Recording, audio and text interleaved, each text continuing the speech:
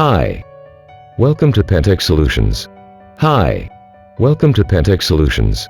Today we are going to see face tracking and counting with face features marks using Raspberry Pi with OpenCV Python.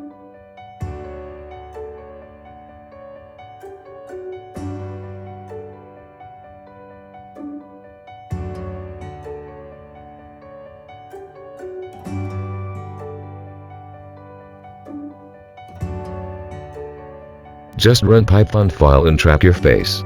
Here red dots are feature marks and green layout face tracker.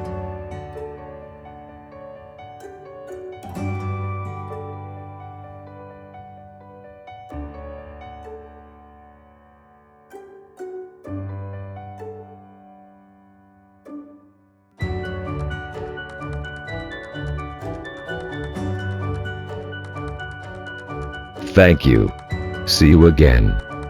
For more details about this video, visit our site www.pantechsolutions.net.